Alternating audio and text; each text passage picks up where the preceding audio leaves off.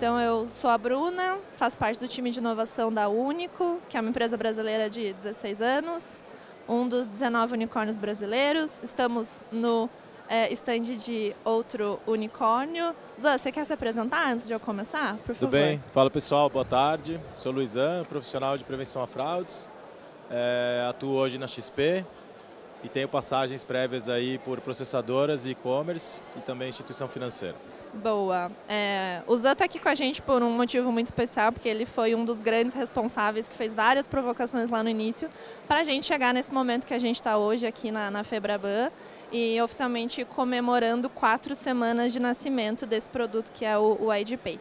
Então eu vou contar um pouquinho sobre o que é esse produto, que tem esse objetivo aí da gente aumentar as aprovações no ecossistema online de compras do Brasil, garantindo zero fraude. Então eu vou dar 2 passinhos para trás para contar um pouco do problema, o porquê que ele nasceu. E aí o Zan também vai trazer muito a ótica da instituição financeira emissora de cartão também e porquê que ele topou iniciar esse movimento com a gente, tá bom?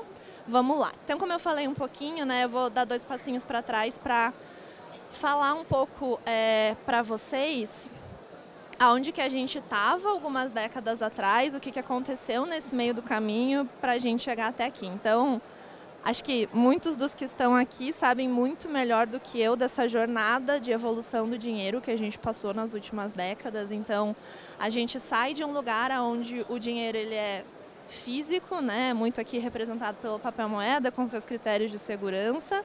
E com o passar dos anos, a gente vê o nascimento da indústria de meios de pagamento, a gente vê a mudança de cara do cartão em si, que sai de uma tarja, vai para um chip e senha, um contactless e agora várias outras tecnologias que estão mudando o mercado.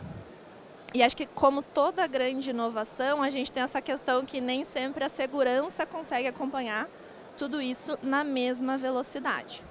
E aí o que acontece cada um vai criando seu playbook, vai se blindando do jeito que dá no meio dessa evolução toda.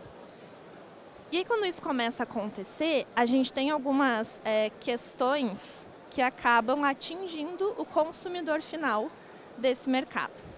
E aqui eu vou trazer um pouco um número e um exemplo, que é o seguinte.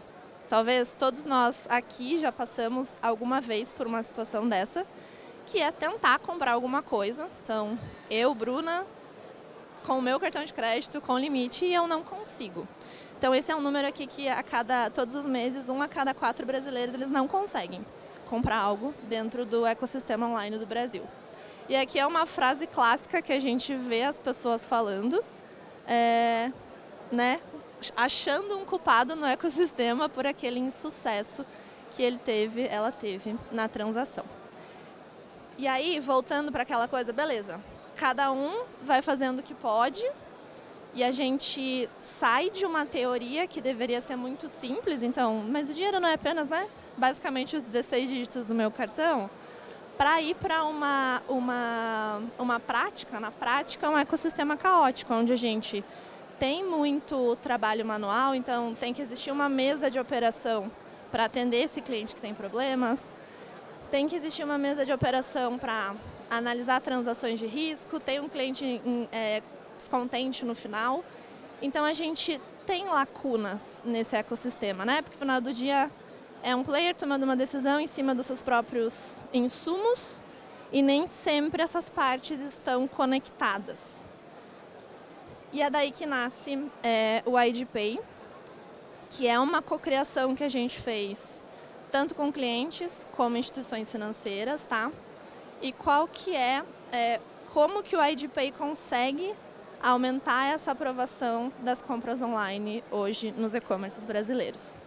A gente faz isso garantindo 3 coisas, 3 importantes coisas aqui. A primeira, a gente garante que a pessoa está realmente ao vivo fazendo aquela transação.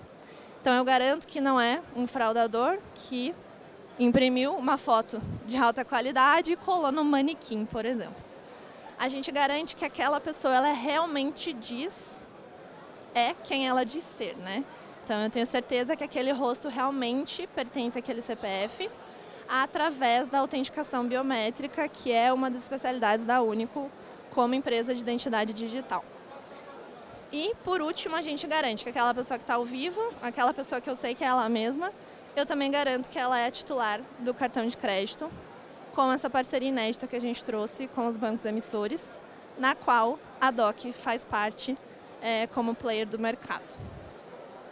E aí, gente, eu quero mostrar para vocês, para as coisas ficarem um pouco mais tangíveis, para a gente seguir no nosso bate-papo, que o que é o IDPay na prática, dentro de uma jornada do e-commerce. E aí a produção precisa me ajudar a rodar o vídeo. Boa. Aqui é um exemplo prático de como isso acontece, tá?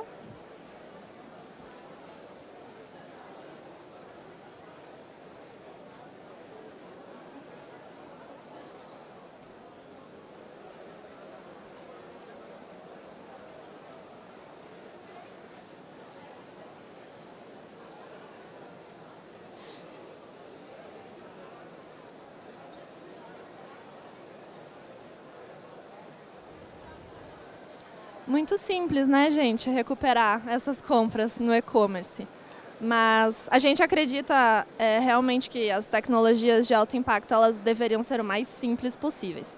Mas isso não significa que existe simplicidade na construção para aquilo acontecer.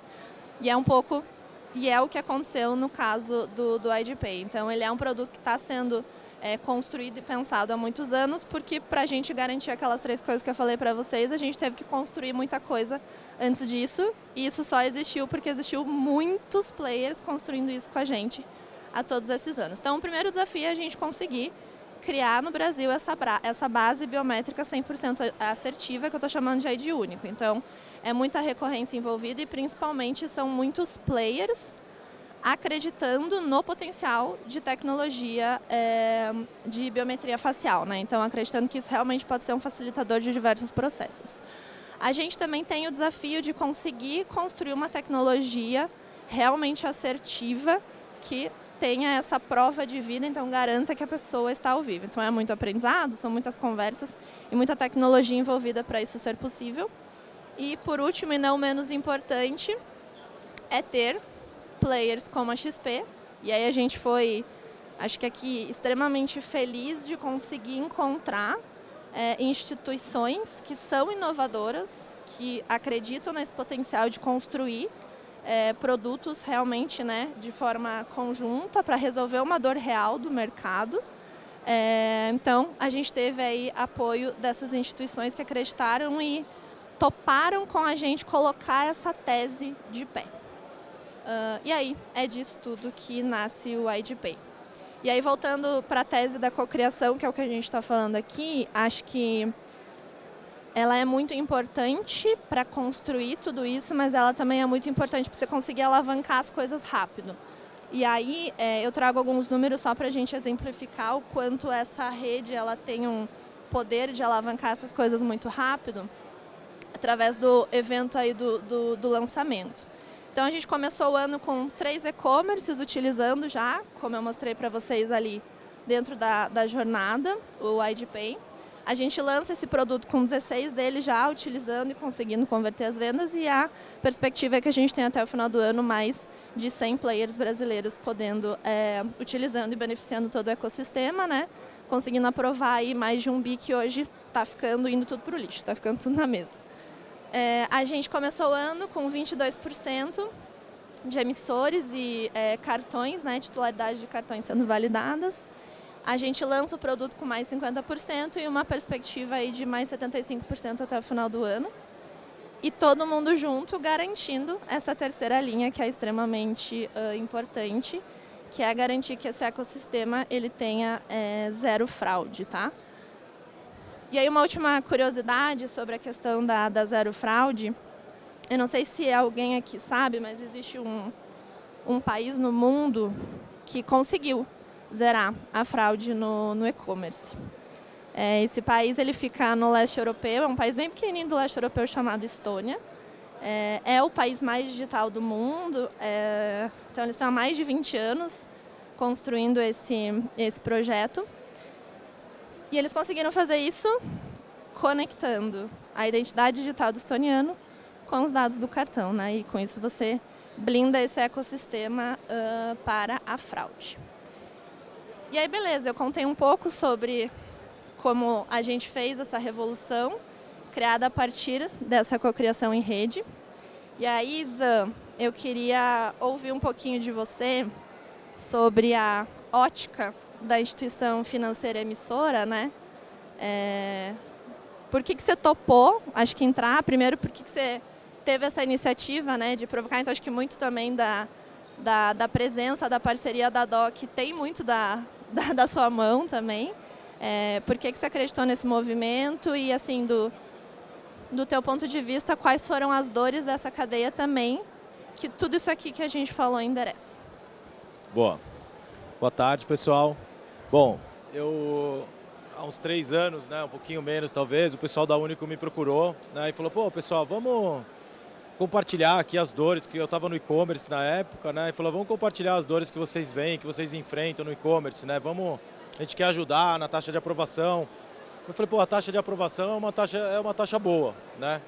Mas a gente não tem fraude na aprovação automática, é um valor muito baixo, porque são dados que você tem histórico, o mesmo endereço de entrega, o mesmo dispositivo, não tem alteração de dados cadastrais. A dor vem do que vai para a mesa, né? E o que vai para a mesa é em torno de 5% dos pedidos e 10% do faturamento. E quando esse caso cai na mesa, é muito complexo você fazer a autenticação do cliente e cada vez fica mais complexo. Então você chega numa mesa com taxa de aprovação ali de 50%, com índice de fraude acima de 1%. Então você perde dinheiro e você perde faturamento, porque o que você não consegue aprovar não é que é fraude confirmada, você deixa numa zona cinzenta e você mata ali aquela transação. Aí o pessoal da Único levou para casa e depois de uns 2 anos me ligaram e falaram, cara, produtizamos, tá pronto, né? Vamos lá.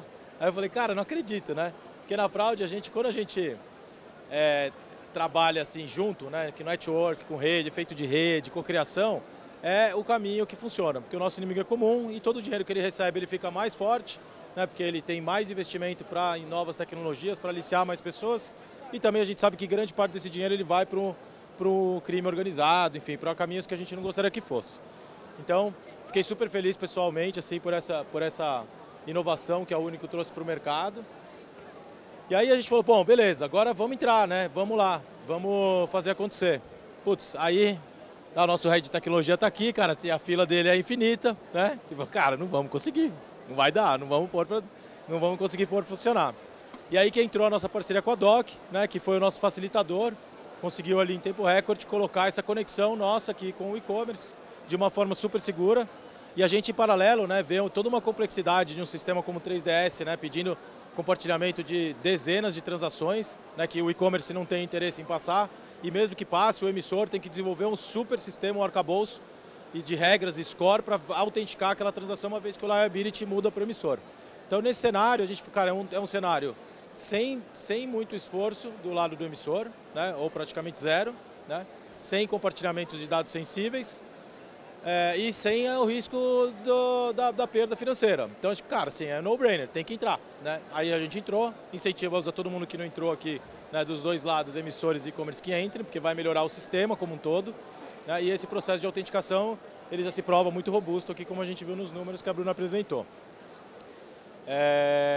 Eu acho que esses pontos assim de melhoria, assim, né, de cocriações, assim, eles são muito válidos aqui para nós, né? Então, também deixo essa provocação também, porque aqui entre nós a gente não tem concorrência, né? A gente tem um inimigo comum e a gente atua junto.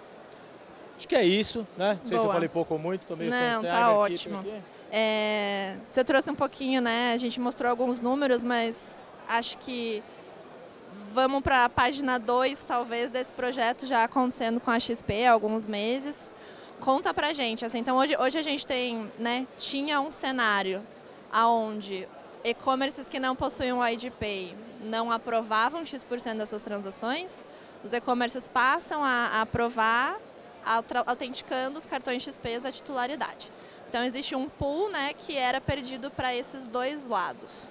Quanto desse pool hoje que a gente consegue voltar para a mesa, tanto para o lado da XP quanto para o lado do e-commerce, em tudo que a gente está validando com vocês? Legal. Ó, tem um ponto que é interessante, né? Porque o cliente, quando ele tem a transação negada, ele liga lá para nós e liga lá para o Caio e fala assim, Caio, para a Nath, vocês negaram a minha transação e a gente aprovou a transação. Aí como que a gente explica para o cliente? Tem a base 1, né? Pré-autoriza, aí captura, base 2, tem até 72 horas para fazer, está lá parado na mesa do e-commerce. O cliente não entende, nem a gente entende direito. Então assim, fala, cara, não dá para explicar, né? Aí a gente falou, meu, quando a gente tem essa... Quem negou foi a XP, né? Não foi o e-commerce. E nem entrando no mérito se o e-commerce deveria ou não negar, porque às vezes é uma alteração cadastral que teve no lado do e-commerce, uma alteração, um número de cartão novo lá para eles, não tem habitualidade, aí eles não conseguem falar com o cliente. Então fica no limbo mesmo, como a Bruna falou, esse pagamento fica no limbo. E aí ele é negado ou por expirar o prazo, ou porque ele nega, porque ele não conseguiu contato. Então é muito duro essa explicação, porque o cliente vê como emissor como um problema. Então esse produto ele vem aqui para resolver esse ponto, né? E dos clientes que seguem o fluxo, né, que é esse fluxo que a gente viu aqui na tela, mais de 95% tem a transação aprovada, né, em um processo, como vocês viram, super simples, que eu vi um monte de gente mexendo a cabeça, cara, já acabou, é só isso, né? É só isso. Né? Então, acho que a gente já tem mais de milhões aí já aprovados nesse fluxo, transações que seriam ali provavelmente perdidas pelo lado do emissor, né, e por e-commerce eu não sei se eles usam outro cartão ou não tem essa visibilidade. Mas a gente tem uma taxa de aprovação super relevante, né? Então acho que quando a gente estava conversando um pouquinho lá fora, né? Quando o e-commerce ele está com essa integração no fluxo, né? A experiência é muito fluida, né? Muito positiva. E é um número assustador, né, Zé? Porque quando você para olhar, 95% do volume é legítimo e não está acontecendo. Está acontecendo para vocês, não está acontecendo para o e-commerce, não está acontecendo para o consumidor que está lá na ponta. Enfim, tendo em alguns momentos grandes frustrações por não ter algum tipo de processo concluído no e-commerce. Gente, alguém tem alguma dúvida ou quer tirar alguma curiosidade sobre? Porque eu tenho mais perguntas para o Zé aqui. Não? Zé, eu acho que vale a gente explorar mais um pouquinho, porque acho que você como profissional tem essa característica bem interessante que você já esteve nos dois lados. Agora o lado da instituição financeira, mas já esteve lá no e-commerce. Acho que no começo se falou um pouquinho sobre a cadeia e o problema, mas acho que vale a gente explorar um pouco mais assim os impactos para o negócio do e-commerce, de tudo isso que fica pelo caminho. Acho que desde o ponto financeiro até o quesito operacional, assim, o tamanho dessa dor realmente para esse mercado. Perfeito. Então, eu comentei um pouco ali do faturamento, né? Então, 10% do faturamento ele fica na mesa, né? E os casos que vão para a mesa, eles têm um custo para serem trabalhados. E esse custo não é baixo, né? Depende da empresa, ele pode chegar até R$15 por caso trabalhado. Então, você não fatura, alguma parte você consegue sim aprovar e outra parte você perde o transacional. Fora esse ponto, quando o caso está parado no fluxo de mesa, o cliente, muitas vezes, entra em contato com a central de atendimento, porque ele está ansioso, ele precisa comprar, ele quer a resposta, ele quer saber o que está acontecendo. Então a gente tem um segundo custo, que é o custo de contact rate na central de atendimento. Muitas vezes, esse contato, a central de atendimento, ela não tem alçada para resolver. E aí ela transfere essa chamada, que a gente chama de N2, para a área de fraude, para fazer o receptivo e analisar aquele caso e dar a conclusão para o cliente. Quando você tem um receptivo de fraude, você não tem uma capacidade de autenticar o cliente, porque a área de fraude e operações, ela liga para um número seguro. Quando ela recebe uma chamada, por mais que você veja na BIN ali o número que está te ligando, essa informação ela é editável pelo fraudador, vamos dizer assim. Então, um receptivo não é um contato seguro. E aí você pode fazer N perguntas para o cliente, signo, endereço, apartamento, placa do carro e tal, que quem sabe as respostas é o fraudador, porque ele está com uma tela de birô ali atrás e ele vai responder tudo, e o cliente não sabe aquelas respostas, e ele fica mais irritado, porque ele comprou, não conseguiu receber o produto, teve que ligar, transferir a ligação, fizeram um monte de pergunta e provavelmente não vão aprovar, porque ele esqueceu um dado dele pessoal, que ele não lembra mais qual que era o número do apartamento que ele morou, ou que é o apartamento que ele tem alugado que não é dele. Então, assim, essa experiência é muito complexa, né? Muito complexa e muito custosa, né? Se a gente for ver aqui, a gente tem um custo de mesa, um custo de N1, um custo de N2 e provavelmente um custo de churn, né? E uma venda perdida que vai para um concorrente, né? Então é um processo assim muito, muito doloroso, né? Acho que e do lado do emissor eu comentei também tem um custo lá do lado do emissor, por isso que essa cadeia é positiva, porque o cliente vai ligar no emissor, vai tentar falar por que a Bruna não aprovou o cartão de crédito, vai ser transferido para o N2, porque também o N1 também não vai conseguir dar a resposta completa, às vezes sim, às vezes não. E aí ele vai para o e-commerce depois e faz esse canal todo. Então imagina, são 5, 6 contatos aqui para conseguir ou não uma aprovação de pagamento, né? E a gente endereça isso aqui com autosserviço, né? E somente com uma captura de face, né? E todo o arcabouço por trás rodando para fazer essa autenticação. Boa. A gente chega até a ficar cansado, né, de pensar por tudo que a gente tem tudo a gente tem que passar para conseguir ter ali um recebido em casa dali a alguns dias. Então, acho que é isso, né? A gente fala às vezes muito sobre o retorno financeiro, extremamente importante, acho que ele vem para as duas pontas, mas é a pontinha do iceberg de um sistema caótico que no final do dia é o consumidor final que está tendo essa experiência, então acho que no final do dia é sobre resolver um problema com um ecossistema extremamente seguro e falar sobre segurança que vai beneficiar o cliente no final do dia. Você quer fazer alguma consideração final? Acho que vamos encerrando o painel aqui. Não, eu quero agradecer, né, a parceria, quero com a DOC, né, e com a Único. Quero também comentar que eu fiquei bem feliz com essa implementação aqui, esse projeto está em produção. Eu acho que são os legados que a gente deixa aqui para o sistema como um todo. E eu tenho orgulho do que está só no começo, né? Eu tenho certeza, pela experiência das outras possibilidades de autenticação que a gente tem nesses fluxos, que esse aí é um fluxo que se tudo der certo, vai até para fora do país para a gente conseguir, né, pegar ali as grandes transações, né, valores elevados, são sempre assim. A maior dor, né, ela está nas transações ali nos processos com os valores muito altos, né, que são fora da habitualidade. Então a gente tem grandes impactos, né, e grande risco financeiro. E isso muitas vezes acontece em transações que são fora do Brasil, né, em dólar e em outras moedas. Então acho que tem um potencial enorme aqui de crescimento, acho que é só o começo mesmo. E vamos em frente. Obrigado. Boa, total de acordo. Acho que reforçando aí isso que você trouxe, acho que esse projeto como um todo é um real motivo de orgulho único, XP e DOC, porque é algo inédito no mundo também e, como você falou, realmente tem um potencial global.